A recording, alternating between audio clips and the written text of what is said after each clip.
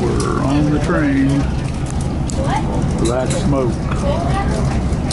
I think this is an oil burner though. They don't smell the coal.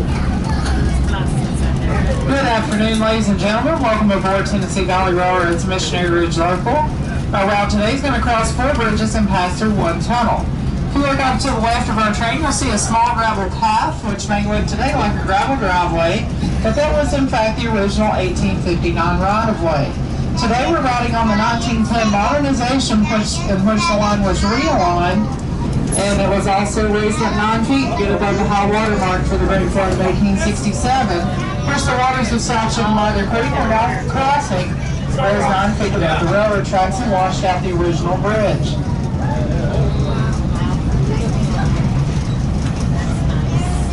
To the right of our train, you'll see Lobster Mill Road and the CSX Tire Bridge connecting the Enterprise South Industrial Park to the Western Atlantic Railroad. The Western Atlantic Railroad can now be seen off to the left of our train. That line was the first rail line coming into the city of Chattanooga in May of 1850. The line is owned by the state of Georgia, who constructed the line originally, and is leased out today by CSX Transportation.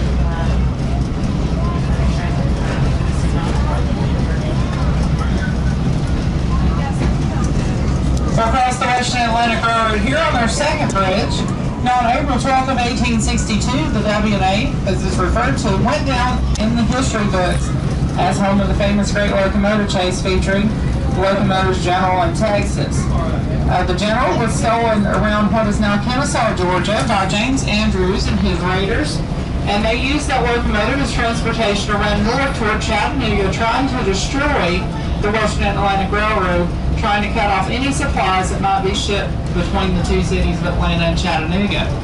They were pursued by the train's conductor, Mr. William Ford, who first started chasing after his locomotive, at first on foot, and then he tried catching it on push car, then ended up commandeering a succession of 3 locomotives, actually catching the General aboard the locomotive known as Texas, 2 miles north of Ringgold, Georgia.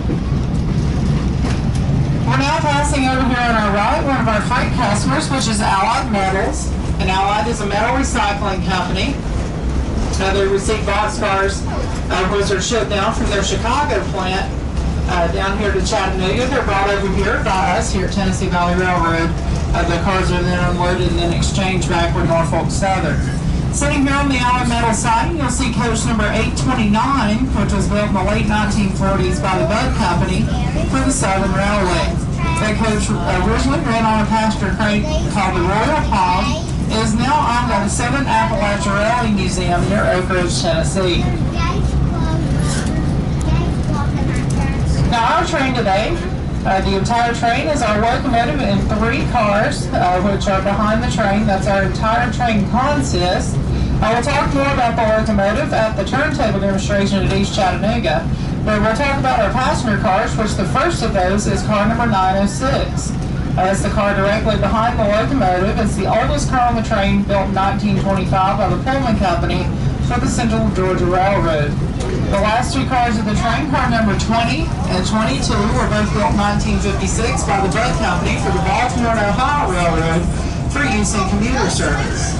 Those 2 cars were at one point in time self-propelled. They're what are referred to as rail diesel cars.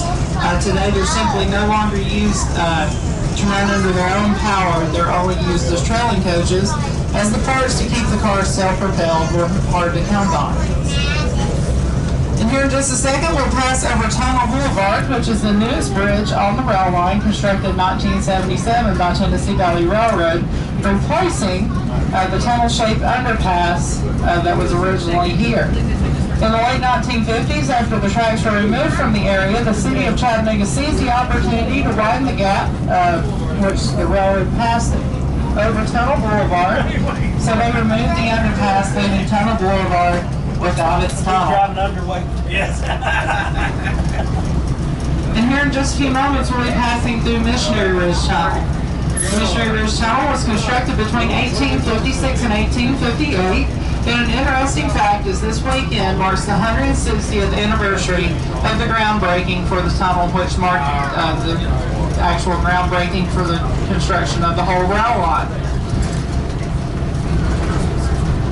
Now, as the workers were digging, they were digging by hand using picks and shovels in an almost 1,000-foot long tunnel, 986 feet to be exact. During that time period, if the workers could have, they would have used black powder to help move the construction process along, but due to the amount of underground springs around the site of the tunnel's construction, black powder is rendered completely useless because once the powder got wet, it wouldn't detonate. Another explosive, which would be dynamite, didn't come until some 9 years later after the tunnel's completion in 1867.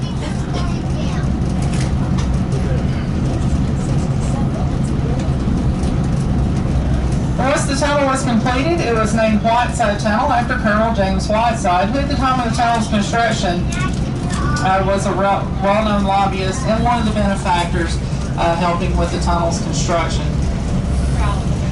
So as we get close to the tunnel, we do encourage you to get your smartphone out with the flashlight out turned on. Hold that up to the windows of the coach as we pass through the tunnel.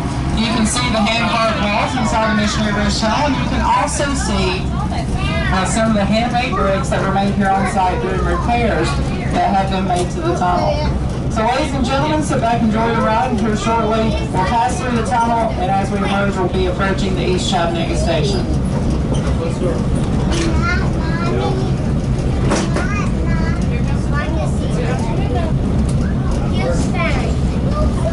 I say it.